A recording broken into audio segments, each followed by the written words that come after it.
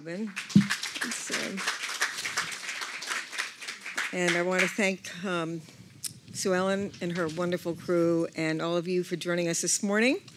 And Jonathan Alter for this really wonderful, magnificent book, his very best, Jimmy Carter, A Life. You know, it's a monumental biography, and as the very best in the genre, a compelling history that brings fresh insight to a wide range of topics, from the Jim Crow South, the Civil Rights era, and the 1970s, one of the most pivotal decades in American history. Now, we're approaching the 50th anniversary of Jimmy Carter's inauguration, a few more years. And as Robin pointed out, your book is the first full-length independent biography of our 39th president. So 2 questions.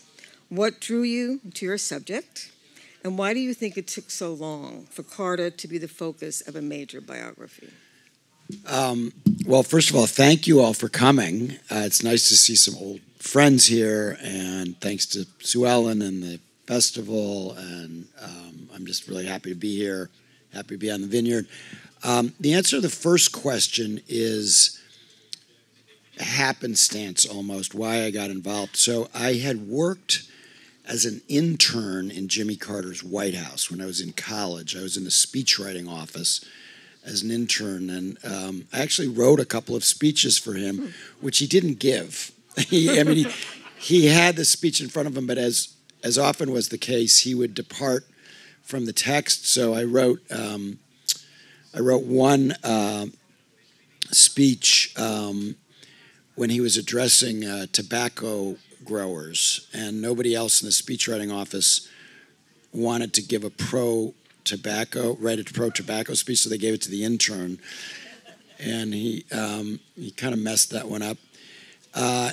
But then I didn't really have any contact with Carter, with the exception of I interviewed him on a Habitat for Humanity site in New York about the Middle East when I was a Newsweek columnist in 2000.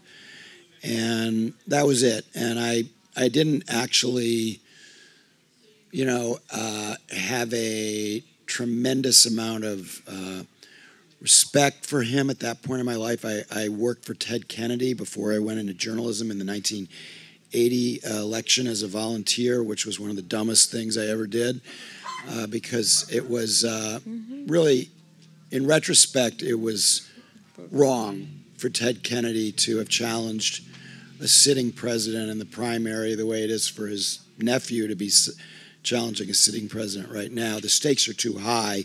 It helped to give us Ronald Reagan. And so, but after that, I didn't really have, after interviewing him about the Middle East, I didn't really have any contact with him until 2015 when I was in a book group in New York. And another member of the group, we were reading a book about Camp David, which was one of Carter's many achievements. And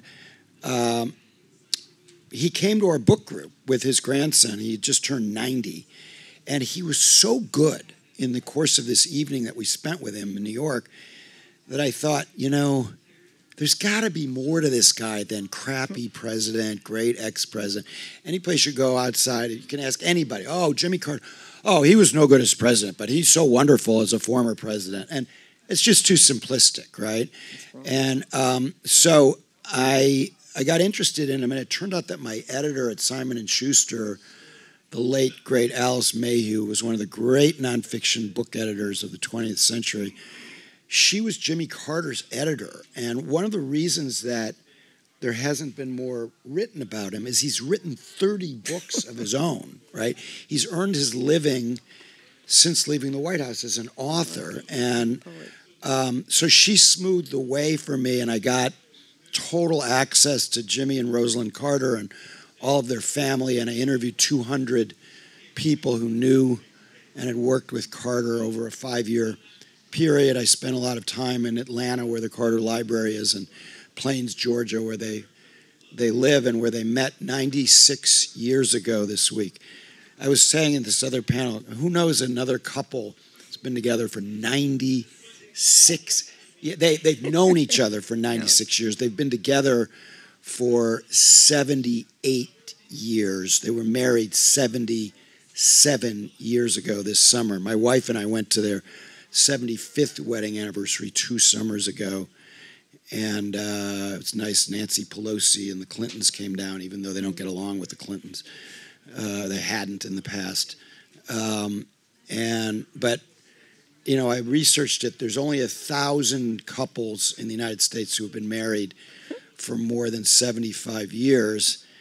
And I can't imagine there's more than 1 or 2 who have known each other for 96 years. And I have his very passionate and explicit love letters to Rosalind from the Navy that are in my book that she gave me. They've never been published or even seen by historians before, and they're the steamiest letters between a future president and first lady by a lot in American history. And you can read them here. Yeah, you can read them here. Sorry, that was a long-winded answer. No, but that gets us off to a great start. You mentioned in your preface that Jimmy Carter is the only American president who essentially lived in 3 centuries. And that gives you a sense of the scope of this book. Oh, sorry. That Jonathan points out or says that Jimmy Carter was essentially lived in 3 centuries.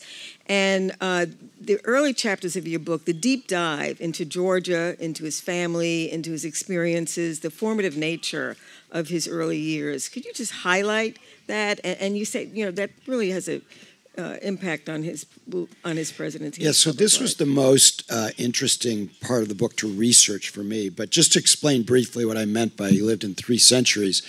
So he was born in 1924, but it might as well have been in the 19th century or even earlier, because he had no running water, no mechanized farm equipment, no electricity until he was 11 years old. He was barefoot for most of the year. He wasn't poor. His father was, by local standards, a pretty wealthy merchant, but it was a sharecropper system, just one step up from slavery, feudal environment, and it was really, he's really living in a different time, and I'll talk about that in a second. And then, of course, he wasn't just president, but he was connected to all of the major movements that animated the 20th century. He appointed, for instance, 5 times as many women judges as all of his predecessors combined when he was president. He diversified the federal government for the first time, took it from tokenism to genuine diversity, both in Georgia and in Washington. And then after he left the White House with the Carter Center, they're on the cutting edge of all of the big issues of the 21st century, whether it's global health, democracy promotion, conflict resolution, and involved. And he signed 15 major pieces of environmental legislation and would have addressed climate change if he had been reelected in 1980. So in terms of the early part of his life, his father was a white supremacist. His mother was a lawyer, a doctor, I need more coffee, a nurse who took care of black patients for free. And so that combination between the two of them tells you something. But there was actually a third parent, an illiterate black woman farmhand named Rachel Clark, who Jimmy Carter thought of as his third parent because his mother was out of the house so much taking care of patients as a nurse that they called the black table, which I saw in the National Park site in the house that he grew up in Plains, in Archery, Georgia, outside of Plains, even smaller than Plains, population 35. They called the desk Mother because she would leave them notes. They were like latchkey kids, except they didn't have a latchkey, So this woman, Rachel Clark, gave him a lot of his faith, which is very intense. He's the most devout president we've ever had. and also his love of nature. And he doubled the size of the national park system when he was president, with the Alaska Lands Bill and other achievements. And so this kind of very unusual upbringing he had, where almost all of his playmates were black when he was growing up. And then he reached a certain point when he was about at puberty. They had a gate called the pasture gate that would go to their property on this farm. And he's got this very close friend named A.D., who he later bailed out of jail, black. And he goes up to the gate, and A.D. opens the gate to let little Jimmy through. And at first he thought, is this a stunt? Like, is he going to trip me? Does he have a tripwire there? Because they would wrestle and play. But his aunt had told A.D., you got to let Jimmy Carter through the gate first. That's the way it works down here. And Carter later wrote a poem about this, which is in this book of poetry that he published. Some of it quite good, including the pasture gate. Other of the poems not as good. But only American president who published a book of poetry. And at one point in our many conversations, he said to me, I can really only express my feelings in my poetry. And this poem about the pasture gate, which I quote in the book, this was a moment when he realized that in this society, it was, to say that it was rigidly segregated doesn't begin to tell the story of the racial violence and hatred that he witnessed. And his father, after A.D., his black friend, became, at 12 or 13, he couldn't even go in the Carter's house anymore.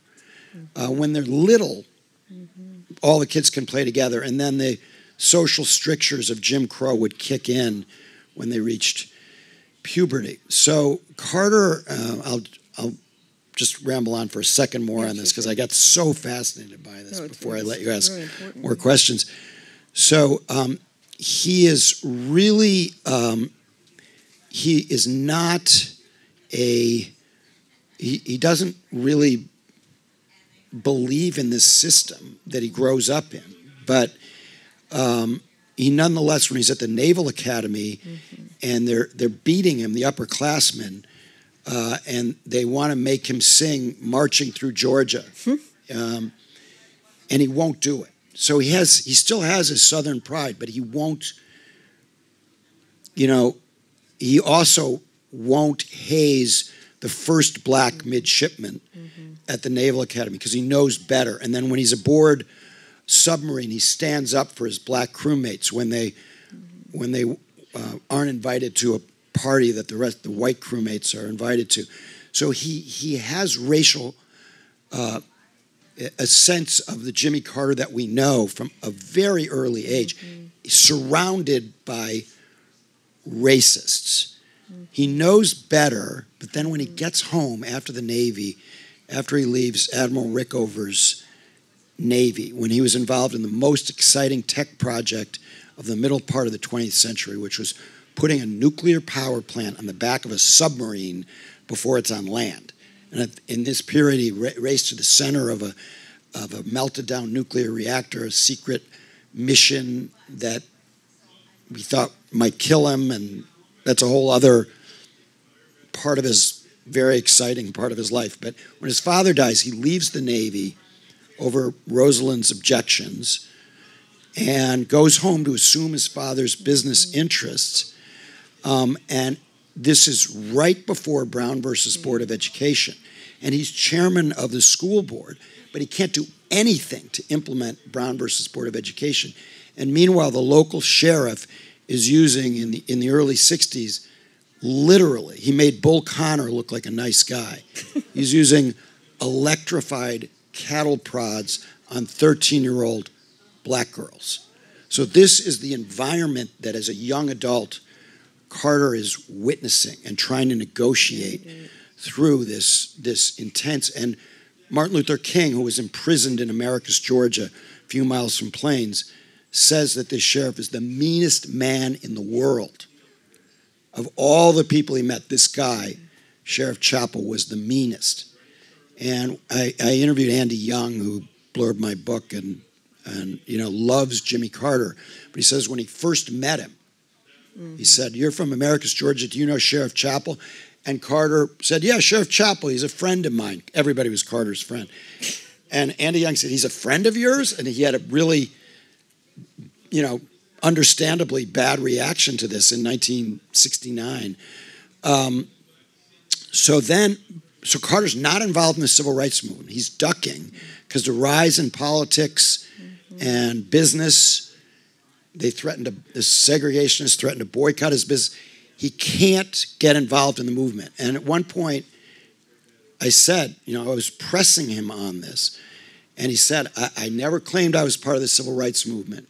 I said, so you had to choose between politics and saying the right thing? And he said, yes. And then he got elected governor of Georgia by appealing to, the only way he could win was to appeal to the rural segregationist vote. He ran to the right of his opponent in the primary, a former governor. But then when he gets elected, within 5 seconds of the beginning of his inaugural address, he says the time for racial discrimination is over.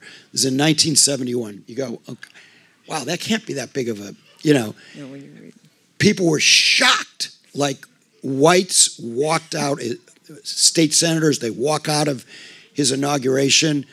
The black attendees are like, he said what? He said what? And then he spent the second half of his life, at this time he was 47 years old, he spent the second half of his life making up for what he did not do in the first half of his life.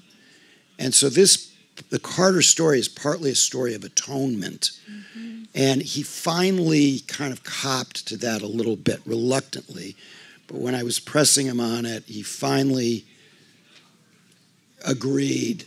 He didn't use that word atonement, but he said, I had to make up for what he described as his late awareness of what was required of him, and then, became a great president and former president on race, and he's a hero in Africa. They named children after him in Africa now.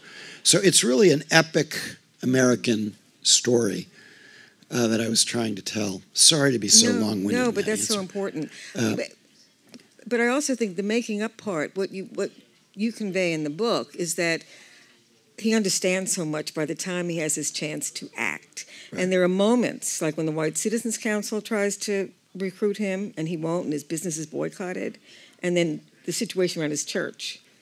Yeah. So that's why it's this fascinating way through the 60s with a public figure, a political figure in the belly of the beast, deep south, southwest Georgia, and how he navigates that, and then how he's ready. I mean, what does he say to Vernon Jordan, a great vineyarder? He tells Vernon... Yeah. I knew Vernon, and actually I interviewed him for the book and talked to him about this a few different times. And Vernon and Carter were not close. Vernon was for his opponent for governor in 1970, a guy named Carl Sanders, who had been a governor when Kennedy was president a few years later. He's making a comeback because you're not allowed to, at that time you couldn't succeed yourself as governor. And he's not very happy with what Carter is doing in that 1970 campaign. I have a chapter, it's called the Dog Whistle Campaign. He would say things like, well, I'm going to bring George Wallace, from neighboring Alabama. I'm going to bring him, if you elect me governor, I'll bring him in here to speak to our legislature. And he went and paid a call even after he had, as a businessman, he had rebuffed the White Citizens Council, but shortly before the primary in 1970, he pays a call on the founder of the White Citizens Council, which really sent a message, right? So Vernon's not very happy about this, and he expresses it to Carter, and Carter says, "Watch what I do, not what I say." And indeed, he made good on that, and he put up Martin Luther King's portrait who he had never met when he was alive, because it was too dangerous politically for Carter as an aspiring Georgia politician to meet King.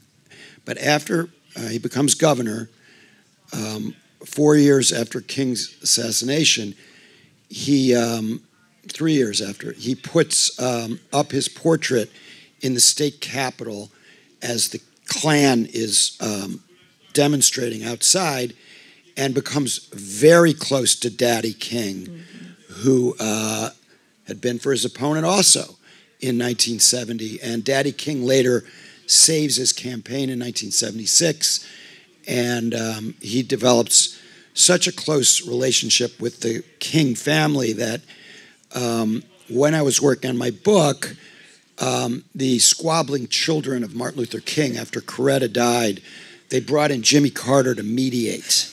And I got a firsthand report of, he didn't, because he wouldn't talk to me about it, but I had somebody else who was in the negotiations between the children who kind of told me how Carter figured out how to divide up, the possessions that they were arguing about.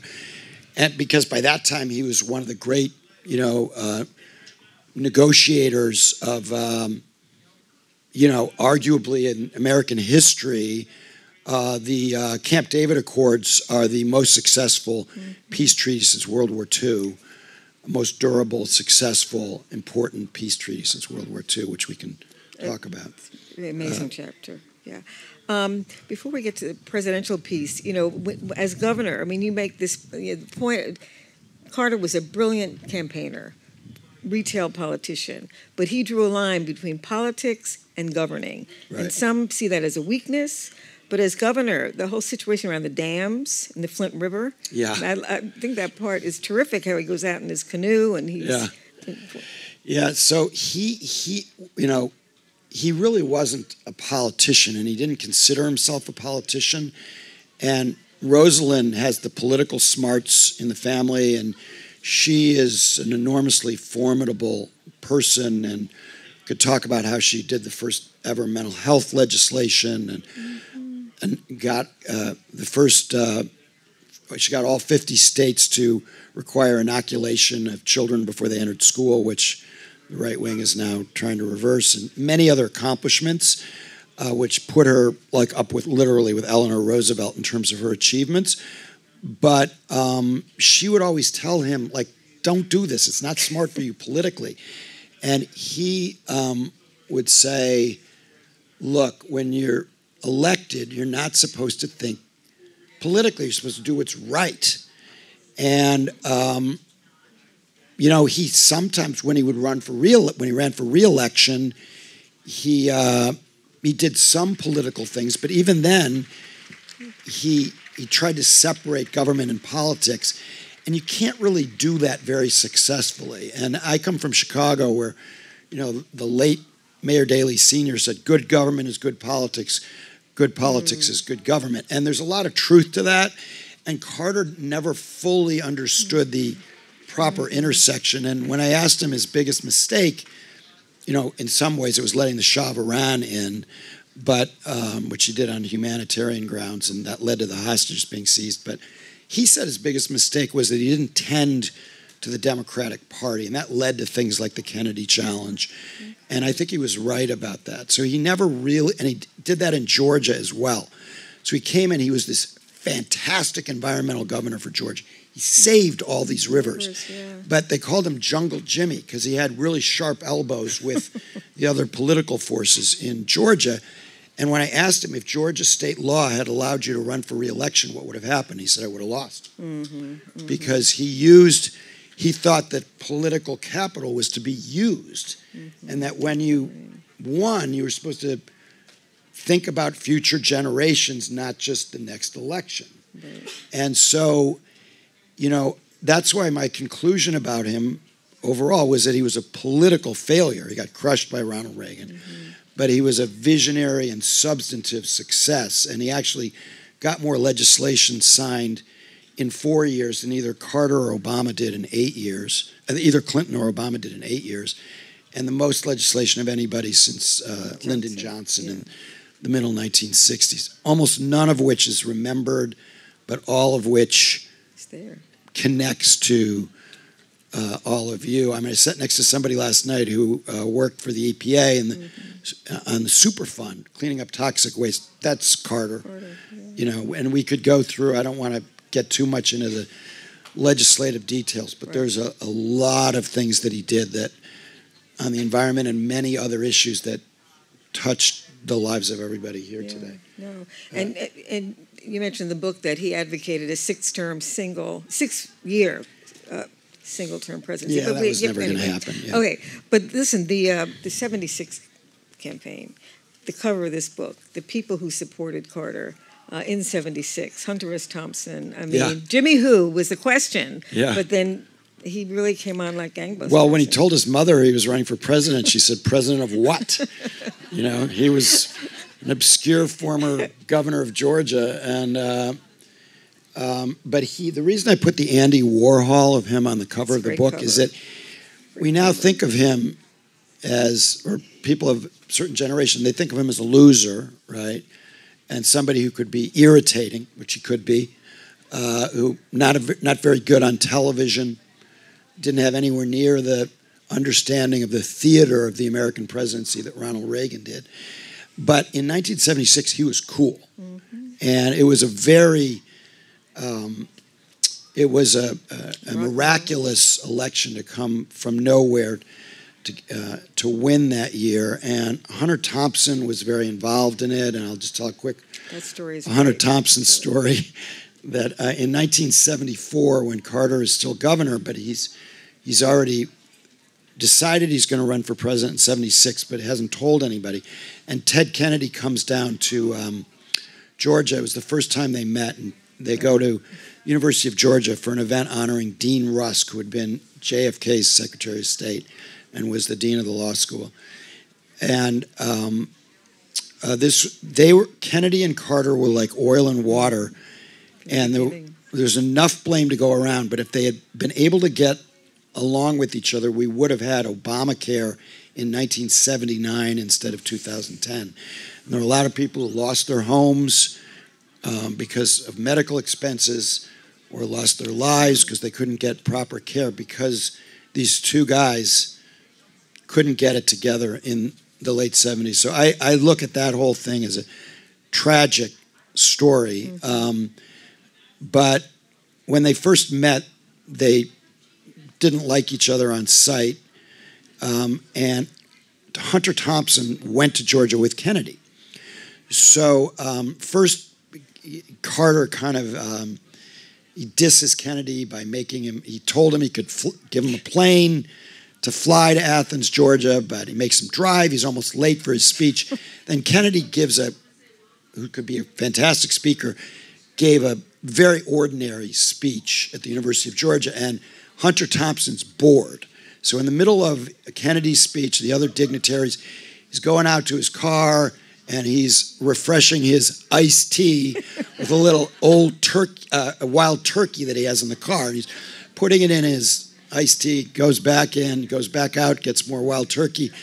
And then it's Jimmy Carter's turn to speak. And Kennedy has said a lot of the things that Carter was going to say. So Carter just talks off the cuff, and he delivers a blistering indictment of the criminal justice system in Georgia and how racist it is. And, all the things we know about incarceration, he's saying in 1974.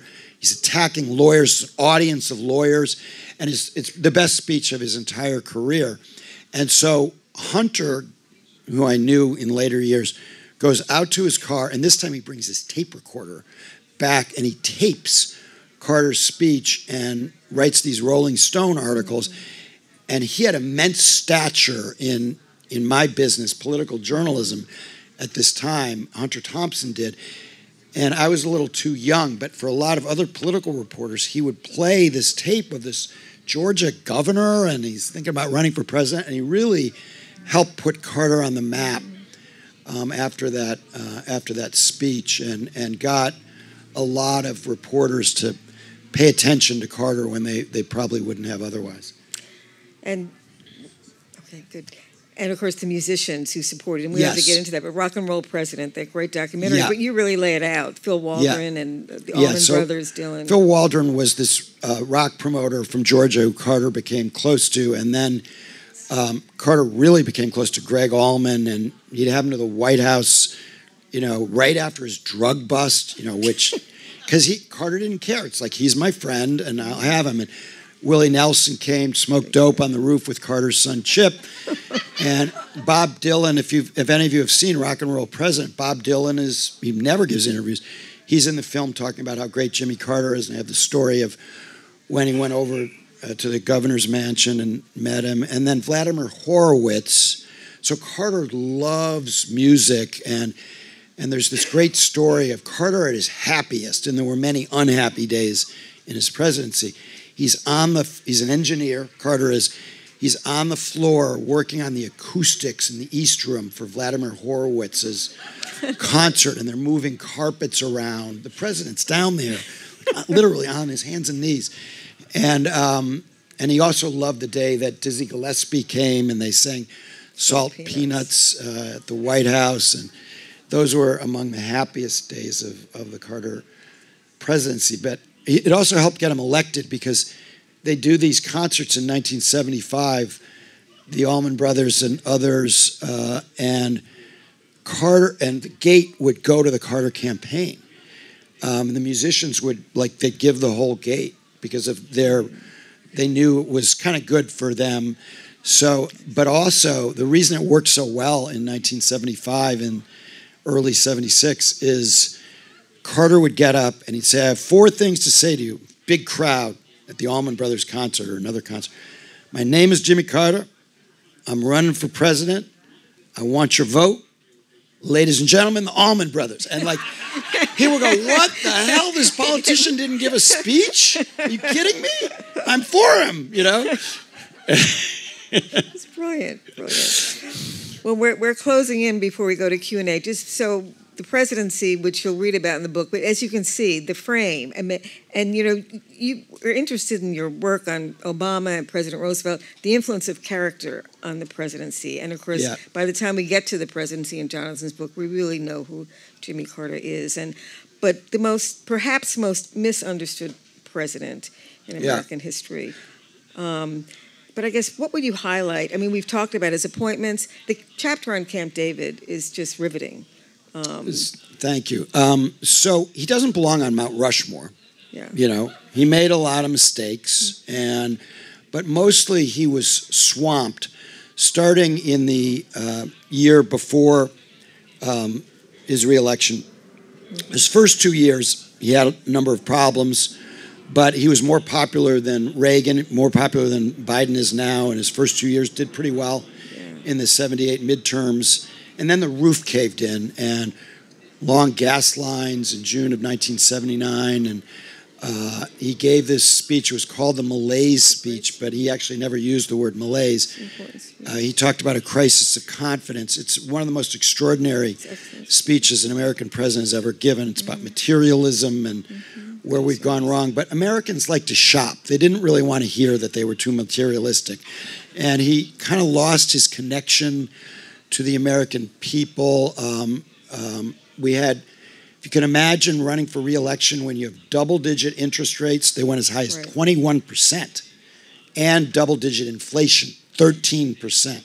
We thought inflation was bad last year, and he appoints Paul Volcker to the Fed, and it was, the Fed, but is what determines the economy. But Volcker's very harsh medicine, which ended inflation, it didn't work until Reagan was president. So I interviewed Volcker twice about Carter and also about Obama. And I said, people have said you cost Carter his election and his re-election. You cost Carter, you elected and re-elected Reagan. 1980, and then the medicine worked. 1984, it's morning in America. Reagan's reelected not for things he did, but because Volcker got the economy going. And he said, yes, I've heard that. He said, but I don't. He said, I went, big admirer of Jimmy Carter, Paul Volcker was. He said, I saw him at a fishing lodge in the early 80s, and I went up and I said, I'm sorry if I cost you the presidency. And Carter said to me, Paul, with a smile on his face, and Carter had 3 smiles. The big one for in public, which was kind of fake, political. Then he had that tight-lipped one where he's mad at you. Brzezinski describes this. And then he had the genuine one. So he gives Volcker a genuine smile. And he says, Paul, there were many factors. And he's right. I mean, the hostages, they tried to get them out. Hostage rescue mission, the helicopters crash in the desert. At the end of the 1980 campaign, there's another brief hope they can get the hostages home. They don't. I just wrote an article in the New Republic a few weeks ago about the October surprise. The Reaganites were conspiring with the Iranians. So they can't get the hostages out. The economy's in terrible shape. The Ted Kennedy challenge really hurt. Ed Koch betrayed him. There were a lot of things that happened, many of which were beyond his control, but he also made a series of tough decisions. And I just want to go through some of what he did on foreign policy. I think people know that, he deregulated the airlines and trucking industry, which basically created just-in-time delivery. That's the foundation of a lot of our domestic economy. And airline deregulation, it used to cost $1,300 in current dollars to fly to California. It doesn't anymore, right? Mm-hmm. And so there was this deregulation that was very positive, some of which he did with Ted Kennedy, actually. Creation of these new agencies, the Department of Energy, Department of Education, FEMA, he created, FISA courts, Ethics in Government Act, which allowed the first impeachment of Trump because of the whistleblower. So a whole long list, 15 major pieces of environmental legislation, long list of domestic achievements. But foreign policy, people remember Iran, which, needless to say, did not go very well. The Iranian Revolution was as big as the Russian Revolution, and he couldn't have prevented it, but the fallout of it, both in terms of energy costs and other things, helped swamp his presidency. But Nixon opened the door to China. Carter walked through the door in normalizing relations. He believes that it will be his longest lasting achievement. Deng Xiaoping leaves Washington after they normalize. He goes back, legalizes private property in China. China at that time had the GDP of a sub-Saharan African nation. They had experienced the greatest growth in human history, the biggest economic boom in human history by several orders of magnitude. Would not have been possible without normalization that Jimmy Carter did. Panama Canal treaties, extremely costly political. To me, it sounded boring at the beginning. Turns out they prevented a war, a major ongoing Vietnam War in Central America, because we would have had to send, the Joint Chiefs said, 100,000 troops to Panama in perpetuity to keep the canal open.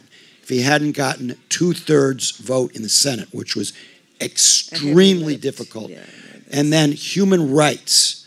So here on Martha's Vineyard, Walter Cronkite met, I mentioned this yesterday, he met Landon Butler, been in the Carter White House, and Butler introduced himself to Cronkite, and Cronkite said, you should be proud of having worked for Jimmy Carter, because what he did on human rights changed the world. Great. First human rights policy. And the list goes on, and not to mention the Middle East. Camp David Accords are the predicate. They haven't, Israel and Egypt haven't fired a shot in anger. They'd fought 4 wars in 20 years, and they have a cold peace, but a lot of lives have been saved, and that was Jimmy Carter. Okay. And he didn't get the Nobel Prize until years later, but he deserved it for that achievement, as both Begin and Sadat acknowledged. Well, that's, we have filled up our time because there's so much to talk about. Oh, in I'm this so book. sorry. No, not a bit, because Jonathan will be signing. Can I stay for like 2 questions? Can we have two? We can have 2. Oh yes, my God, John. I feel terrible. No, don't feel terrible. That's all right. Yeah, it's terrible that I didn't allow time for questions. No, can we have 2, Robin? Let's just stretch it a little bit. 2 questions. I'll answer super short so you can get out of here. John? Nope. Please use the mics. There's a mic here and there's a mic here. Okay. Or you can just tell me and I'll... The role of temperament and ego and lack of ego in the presidency seems to be a very, very important and central question. And you have the presidents who get tremendous records like the one you just articulated, for whom ego is just practically non-existent. And then you have the reverse of that. I'm just wondering, have you thought about that issue? It's so funny that you raised that, because I was trained by a guy named Richard Neustadt at Harvard, and he believed temperament was the great separator. So in all my books, I have a chapter about temperament, because it's central. And my Roosevelt books, Obama books, and Franklin Roosevelt was described as having a second-class intellect, first-class temperament. And I think Jimmy Carter had a first-class intellect, a second-class temperament.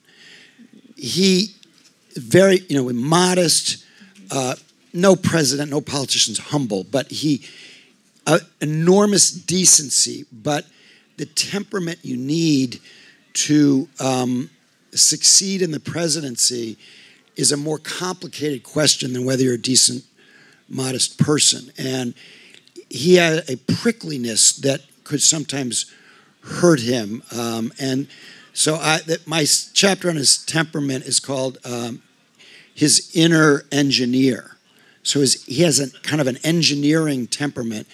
And Roosevelt had the best temperament for the presidency. And Obama, it's a more complicated question that I deal with at length in both of my Obama books. But you're absolutely right. The temperament is central, and I deal with it a lot in this book. One more. Yesterday, you said 2024 was for all the marbles. Yeah. Any thoughts on how we can win all the marbles? Okay, that's not...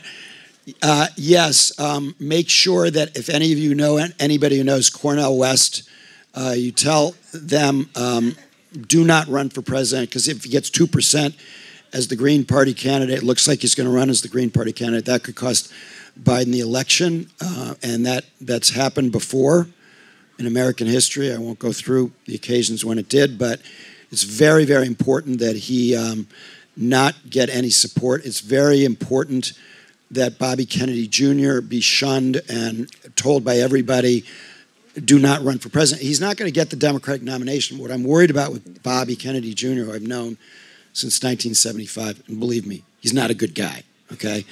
And I love some of his siblings. He's not a good person. He's not a person of good character on many levels, and he's a liar. And he's got blood on his hands. But from COVID, from telling people that COVID, don't get the COVID vaccination. Hundreds of thousands of people died because they didn't get the vaccination. And I just heard on the Vineyard, there are people here who are like Bobby Kennedy. And so my worry about him is not that he's going to get the nomination, but that he'll get 15%. That's where he is in the polls right now. And you'll get through the primaries, he'll get 10%, whatever, in various primaries. And that after the nomination, after the convention, he'll say to his people, there's no difference between Trump and Biden, and that Bobby Kennedy's supporters will stay home and Biden will lose. So those are my concerns. No, I didn't talk about no labels. They might run Joe Manchin or, somebody else on that. Mark Penn and his wife Nancy Jacobson, very involved. She's a big Democratic Party fundraiser. What they're doing is a menace. Mm-hmm. If it was a normal year, if it wasn't democracy versus autocracy, okay, run your third-party candidate. John Anderson ran in 1980, fine. This is not a normal year. It's over for us as a democracy if we mess around with this election. So everybody here, we all have moral tests. My father's in college, Pearl Harbor. He enlists. He flies 31 missions. He doesn't want to do that when he's 21 years old. His country was calling him. He went, he risked his life, put it on the line for democracy, shot down over Nazi Germany. All of us can do what it takes, whatever it takes, to protect our democracy. If that means sucking it up for Joe Biden, who we all know he's too old to be president, but that's what we got. And that's how we're going to save this democracy. Hear, hear. Well, thank you so much to everybody, but certainly to our speakers. Thank you so much.